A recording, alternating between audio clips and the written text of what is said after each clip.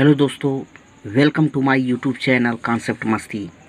आप सभी दोस्तों का मेरे यूट्यूब चैनल कॉन्सेप्ट मस्ती पे स्वागत है। तो आइए आज हम केमिस्ट्री का अगला चैप्टर, अगला अध्याय शुरू करते हैं, जिसका नाम है परमाणु संरचना।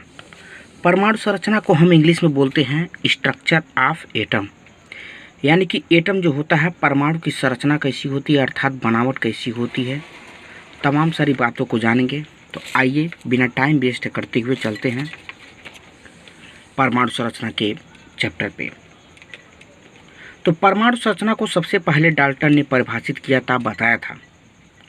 तो डाल्टन के कुछ उसने सिद्धांत, जो डाल्टन वैज्ञानिक था, उसने कुछ सिद्धांत दिए थे, प्रतिपादित किए थे, उत्पादित किए थे। उसी को स्टेटमेंट के रूप में, कथन के रूप में यहाँ पे दिया गया है डाल्टन के द्वारा। तो आइए जानते हैं डाल्टन का परमाणु सिद्धांत क्या होता है।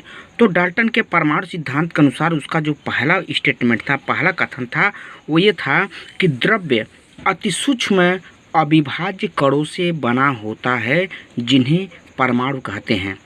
इसका मतलब हुआ कि द्रव्य जो होता है, अर्थात द्रव्य मतलब होता है मैटर, और इसके अंतर्गत आपको अच्छे तरीके से बताया हूँ, द्रव्य के अंतर्गत चाहे तत्व, चाहे बोलिए, चाहे कोई भी द्रव्य के अंतर्गत आता है।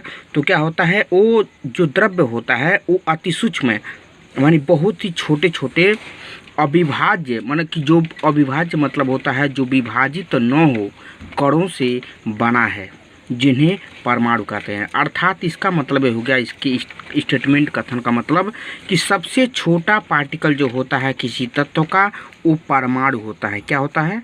परमाणु। उसके बाद ये दूसरा स्टेटमेंट क्या कहता है डाल्टन के परमाणु सिद्धांत के अनुसार, बोलता है कि परमाणु को और अधिक सूक्ष्म कणों में विभाजित नहीं किया जा सकता। परमाणु ही द्रव्य का मूल कण है। परमाणु ही द्रव्य का मूल कण है। देखिए बोल रहा है इसमें कि परमाणु को और अधिक सूक्ष्म कणों में विभाजित नहीं किया जा सकता। इसका मतलब यह है कि जो सबसे छोटी जो इकाई है किसी तत्व की, वो परमाणु है, यानी सबसे छोटी। अब उसको और छोटा नहीं किया जा सकता, और विखंडित नहीं किया जा सकता, और डिवाइड नहीं किया जा सकता। अर्थात सबसे छोटा जो पार्टिकल होगा किसी भी तत्व का, एलिमेंट का, वो क्या होगा? आपका परमाणु होगा। और परमाणु ही द्रव्य का मूल कण है, अर्थात बेसिक कण है। जैसे हम जानते हैं शरीर की सबसे छोटी इकाई क्या होती है? कोशिका होती है। अब कोशिका से और उसको तोड़ नहीं सकते हैं, उससे छोटा कोई भाग नहीं होता है। उसी तरीके से आपका किसी भी तत्व का परमाणु ही सबसे छोटा क्या होता है? भाग होता है, कण होता है।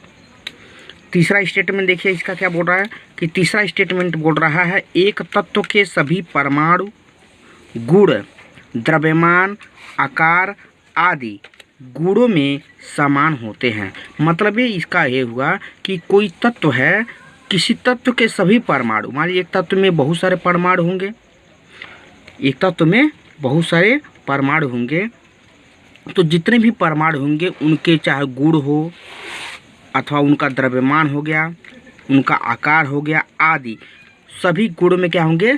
समान होंगे, इक्वल होंगे। ठीक। अब आइए अगला देखते हैं स्टेटमेंट क्या बोला है। चौथा स्टेटमेंट उनका ये है, डाल्टन के परमाणु सिद्धांत के अनुसार उनका क्या है स्टेटमेंट, कथन क्या है कि विभिन्न तत्वों के परमाणु गुणों में एक दूसरे से भिन्न होते हैं। मान लीजिए दो तत्व हैं, आपका हाइड्रोजन हो गया और नाइट्रोजन होगा, तो इसका मतलब क्या है? ये आपका अलग परमाणु है, ये अलग परमाणु है। जब सीधी सी बात है, अगर ये दोनों अलग परमाणु हैं तो ये क्या होंगे? इनके जो गुण होंगे, हाइड्रोजन का गुण अलग दिखाएगा, नाइट्रोजन का गुण अलग दिखाएगा। सिंपल सी बात है। तो इसीलिए इसको बोलते हैं विभिन्न तत्वों के जो परमाणु होते हैं उनके गुणों में एक दूसरे से भिन्न होते हैं, अर्थात डिफरेंट होते हैं। अब देखिए पांचवा स्टेटमेंट क्या कहता है डाल्टन के परमाणु सिद्धांत के अनुसार।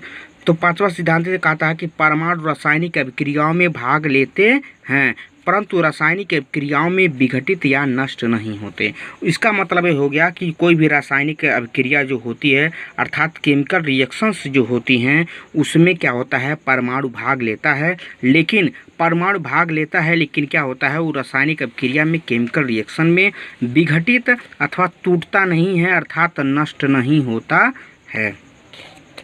देखिए छठा आपका क्या है? प्रत्येक तत्व का एक निश्चित परमाणु भार अर्थात इसी को इंग्लिश में बोलते हैं परमाणु भार को एटॉमिक वेट होता है। यानी मान लीजिए कोई भी तत्व है उसका एक निश्चित परमाणु भार होता है। कोई भी तत्व है अगर उसका क्या होता है, एक निश्चित डिफिनिट एटॉमिक वेट होता है। इस बात को ध्यान देंगे। अब परमाणु भार क्या होगा हम आगे बताएंगे इसके बारे में और डिटेल से जानकारी। खैर आपको भी डाल्टन का परमाणु सिद्धांत के अंतर्गत लेके चल रहे हैं तो सिर्फ इस पे आप फोकस कीजिए। देखिए सातवां क्या है कि एक पदार्थ की यौगिक परमाणु सब प्रकार से समान होते हैं। मान लीजिए पदार्थ का जो यौगिक होगा, यौगिक परमाणु सब प्रकार से, यानी सब प्रकार मतलब सभी जगह से क्या होते हैं, समान होते हैं। उसके बाद देखिए आठवां आपका क्या बोल रहा है, आठवां बोल रहा है कि परमाणु न तो उत्पन्न किए जा सकते हैं और न ही नष्ट किए जा सकते हैं। इसका मतलब ये हुआ, जैसे हम इसके पहले ऊर्जा में पढ़ते हैं कि ऊर्जा न तो उत्पन्न होती है और न ही खत्म होती है। ऊर्जा को न तो आप क्रिएट कर सकते हैं ना तो डिस्ट्रॉय कर सकते हैं, बल्कि ऊर्जा को एक माध्यम से दूसरे माध्यम में क्या कर सकते हैं, ट्रांसफ़र कर सकते हैं। सिमिलरली इसी तरीके से भी होता है, परमाणु को न तो आप उत्पन्न कर सकते हैं और ना ही खत्म कर सकते हैं अर्थात डिस्ट्रॉय कर सकते हैं। ठीक, ये आपका डाल्टन का परमाणु सिद्धांत यहीं पे ख़त्म होता है। अब इसका क्या होता है, डाल्टन ने परमाणु सिद्धांत दिया था उसको उसमें कुछ कमियां थीं। उस कमियों को दूर करने के लिए एक जो अन्य वैज्ञानिक होंगे, चाहे जो भी साइंटिस्ट होंगे, उन्होंने क्या किया, इसको डाल्टन के परमाणु सिद्धांत में संशोधन किया। तो उसी को बोलते हैं डाल्टन के परमाणु सिद्धांत में संशोधन अर्थात modification in Dalton's atomic theory. जो डाल्टन की एटॉमिक थ्योरी थी, परमाणु थ्योरी थी, ठीक, अर्थात परमाणु सिद्धांत था, उसमें क्या था, संशोधन किया। संशोधन किसने किया जाता है, मान लीजिए अगर कोई घर बनता है, अगर अच्छे तरीके से डिजाइन नहीं होता है, कोई काम बिगड़ गया होता है, अच्छा नहीं लग रहा होता तो क्या करते हैं, उसमें हम फिर से थोड़ा बहुत मॉडिफिकेशन करते हैं अर्थात उसमें थोड़ा बहुत फिर से कुछ स्ट्रक्चर ऐड करते हैं, जो भी चीज़ें करते हैं ना बाद में, अगर अच्छा नहीं होता तो अच्छा बनाने के लिए फिर से हम उसमें कुछ काम करते हैं फिर से। उसी तरीके से इसमें भी है। तो कुछ गलत हुआ है, मतलब सही नहीं लगा लोगों को, तो उन्होंने फिर से इसमें क्या किया, कुछ संशोधन किए। तो क्या संशोधन किए, ध्यान दीजिए। अब संशोधन के अनुसार इसमें क्या बोला जा रहा है कि परमाणु विभाज्य है। इसके पहले जो दिया था यहाँ पे क्या दिया था कि परमाणु क्या है, अतिसूक्ष्म अविभाज्य, अर्थात ये विभाजित नहीं होगा। अविभाज्य मतलब जो विभाजित न हो, कणों से बना है, अर्थात परमाणु विभाजित नहीं होता है डाल्टन के परमाणु सिद्धांत के अनुसार। लेकिन संशोधन में देखिए क्या बोल रहा है कि परमाणु विभाजित होता है, अर्थात परमाणु जब विभाजित होता है तो इनको विभाजित करके कौन कौन से बनेंगे, यानी कि इसको परमाणु भी लगभग जो होता है 3 तत्वों से मिलकर के, 3 एलिमेंट जो होते हैं 3 कणों से मिलकर के बना होता है। क्या, इलेक्ट्रॉन, प्रोटॉन और आपका न्यूट्रॉन। इलेक्ट्रॉन, प्रोटॉन और न्यूट्रॉन से मिलकर के ही आपका परमाणु बना होता है।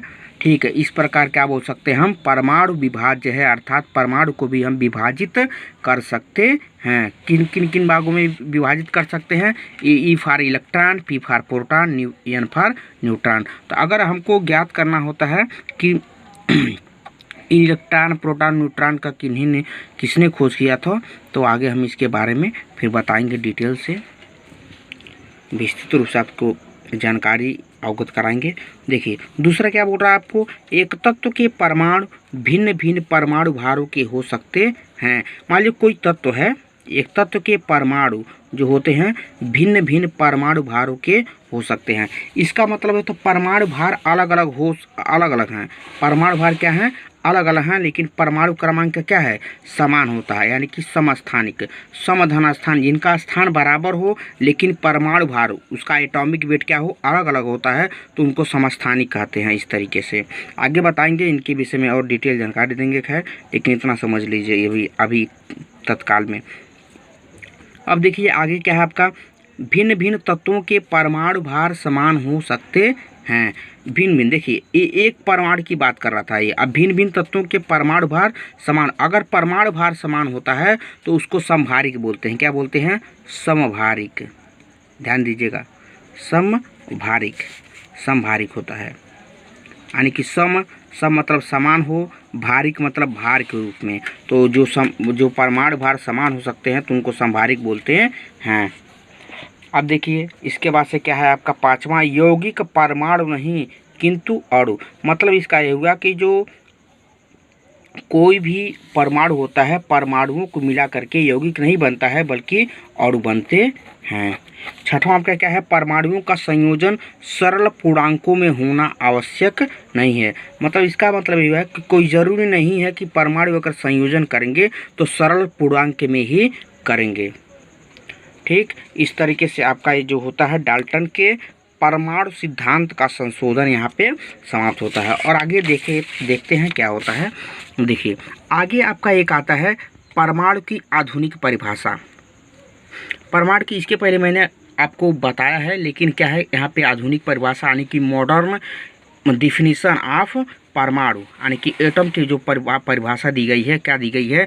किसी तत्व के सूक्ष्मतम कण जिनसे अणु बनते हैं तथा जो रासायनिक अभिक्रियाओं में बिना अपघटित हुए भाग लेते हैं परमाणु कहलाते हैं। बात समझ आ गई? यानी कि कोई तत्व है, ठीक है, जो सूक्ष्मतम कण होता है जिनसे अणु बनते हैं, अर्थात बहुत सारे परमाणुओं को मिला करके अणु बनते हैं, तथा जो रासायनिक अभिक्रियाओं में, अर्थात परमाणु की बात कर रहा है कि जो परमाणु होते हैं वो रासायनिक अभिक्रिया में क्या लेते हैं? भाग लेते हैं। वो भी किस तरीके से? बिना अपघटित हुए, अर्थात बिना टूटे हुए, बिना विखंडित हुए क्या करते हैं? रासायनिक अभिक्रिया में अर्थात केमिकल रिएक्शंस में भाग लेते हैं, परमाणु कहलाते हैं। ठीक, अब आगे देखते हैं अणु क्या होता है। अणु मतलब इसको बोले तो मॉलिक्यूल, अणु को मॉलिक्यूल बोलते हैं इंग्लिश में। अणु क्या होता है? किसी पदार्थ में आप चाहे तत्व ले सकते हैं अथवा यौगिक ले सकते हैं का सूक्ष्मतम कण जो परमाणुओं के संयोजन से बनता है, स्वतंत्र अवस्था में रह सकता है और जिसमें उस पदार्थ के सभी गुण उपस्थित रहते हैं, अणु कहलाता है। इसका मतलब ये हो गया कि कई परमाणुओं को मिला करके जो आपका बनता है संयोजन से, कई परमाणुओं के संयोजन से जो आपका कोई बनता है उसी को हम अणु कहते हैं। और जो अणु होता है स्वतंत्र अवस्था में रह सकता है और जिसमें उस पदार्थ के सभी गुण, जो सभी प्रॉपर्टी होती है वो क्या रहते हैं? उपस्थित रहते हैं, विद्यमान रहते हैं, अणु कहलाता है।